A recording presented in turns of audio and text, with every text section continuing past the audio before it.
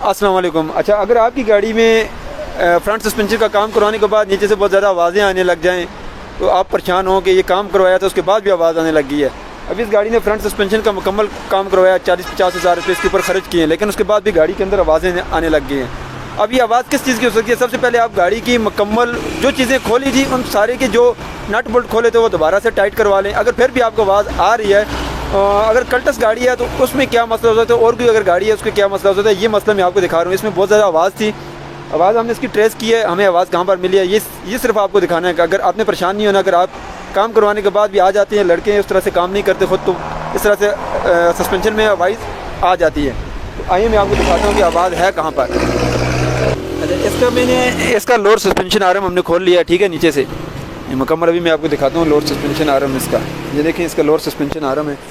Lower suspension arm का जो ball joint आगे इसमें लगा हुआ आवाज़ इसके अंदर है, ठीक है। ये जैसे ही मैं गाड़ी ड्राइव कर रहे थे, चढ़ाई पे चढ़ाई ड्राइव कर या क्लच चढ़ने से कड़ल कड़ल की नीचे आवाज़ें आ रही थी। और ये आवाज़ है कहाँ पर? अब ये लोकल क्वालिटी का बॉल जॉइंट लगा दिया नीचे, और देखें एक साइड के मैं वेल्डिंग का टच लगा दिया है। अच्छा, दूसरी साइड पे कुछ भी नहीं लगाया। अब ये मसला क्या आ रहा है मैं दिखाता हूँ अभी आपको। अच्छा, ये देखें, आपको मैं यहाँ दिखाऊँ अगर तो कोशिश करता हूँ कि ये देखें बॉल जॉइंट में आप यहाँ पर आपने प्ले देखनी है। ये देखें, ये प्ले आपको नज़र आ रही है। अब इसका मसला क्या होता है, यहाँ ऊपर इसमें ये जो लोकल क्वालिटी के बॉल जॉइंट होते हैं ना, इनके ऊपर जो लाक होती है, या तो फिर मैकेनिकल हज़रात को चाहिए कि जो लाक पुरानी होती है वो डाल दें।